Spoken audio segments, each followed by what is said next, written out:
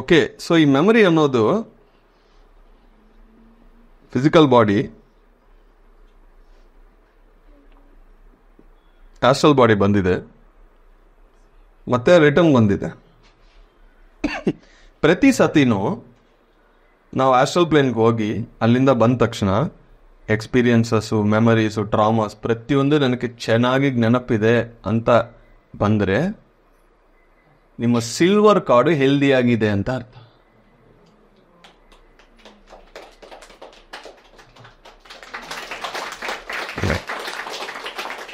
ಏನೋ ಬರುತ್ತೆ ಸರ್, ಕಣ್ ಬಿಟ್ಟಿನ ತಕ್ಷಣ ಏನೂ ಗೊತ್ತಾಗ್ತಾ ಇಲ್ಲ. ಮಲ್ತೀನಿ, ಏನೋ ಅನುಭವ ಬರುತ್ತೆ, ಬೆಳಿಗ್ಗೆ ಎದ್ದಿನ ತಕ್ಷಣ ಝೀರೋ. ಪ್ರಾಬ್ಲಮ್ಮು ಸಿಲ್ವರ್ ಕಾರ್ಡಲ್ಲಿದೆ. Silver card is not healthy. ಇದು ಹೆಲ್ದಿ ಮಾಡಬೇಕು ಅಂತ ಪ್ರಪಂಚದಲ್ಲಿ 53 ಟೆಕ್ನಿಕ್ಸ್ ಹೇಳ್ತಾರೆ. ಸಿಲ್ವರ್ ಕಾರ್ಡೆ ಹೆಲ್ದಿ ಮಾಡೋಕೆ ವಿಶ್ವಲೈಸೇಷನು, ಶಮಾನ್ಸು, ಬೈನ್ಯೂರಲ್ ಮ್ಯೂಸಿಕ್ಸು, ಇದು ಅದು. ಯಾಕೆ? ವೈ? ಸೊ 53 ಟೆಕ್ನಿಕ್ಸ್ ಇದೆ. ಎಷ್ಟು ಮಾಡ್ತೀರಿ?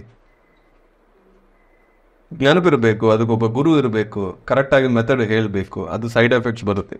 ಎಷ್ಟು ಒಂದೊಂದು ಮಾಡುತ್ತೆ, ಆಗಲ್ಲ. ಯಾವುದು ಬೇಡ ಅಂತಾರೆ, ಒಂದು ಧ್ಯಾನ ಸಾಕು.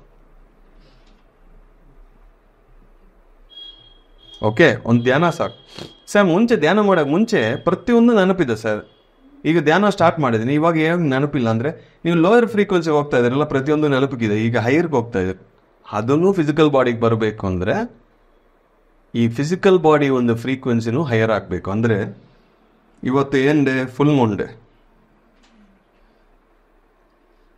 ಇದು ಫಿಸಿಕಲ್ಲು, ಇದು ಆಸ್ಟ್ರಲ್ ಪ್ಲೇನ್ ಅಲ್ವಾ? ಈ ಎರಡು ಮಧ್ಯದಲ್ಲಿ ಇರೋ ಆ ಡಿಸ್ಟೆನ್ಸ್ ಅನ್ನೋದು ತಿನ್ನಾಗಿರುತ್ತೆ during the full moons. Ice moon ಅಂತಾರೆ, ವರ್ಷಕ್ಕೆ ಒಂದ್ಸತಿ ಮಾತ್ರ ಬರುತ್ತೆ ಅದು.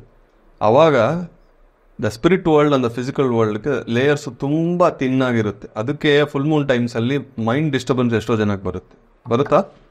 ಇದೆಯಾ ಯಾರಿಗಾದ್ರು? ಹಾಂ. ಯಾಕೆ? Mind influences the moon influences mind ಜಾಸ್ತಿ. ಅಂದರೆ ಮೂನ್ ಯಾರು ಇನ್ಫ್ಲೂಯೆನ್ಸ್ ಮಾಡ್ತಾ ಇದೆ? Astral body. ಮೂನ್ ಜೊತೆ ಫ್ರೆಂಡ್ಶಿಪ್ ಮಾಡಬೇಕು. ಅದಕ್ಕೆ ಫುಲ್ ಮೂನ್ ಮೆಡಿಟೇಷನ್ ಜಾಸ್ತಿ ಮಾಡಬೇಕು. ಆವಾಗ you align to the frequencies of the Moon.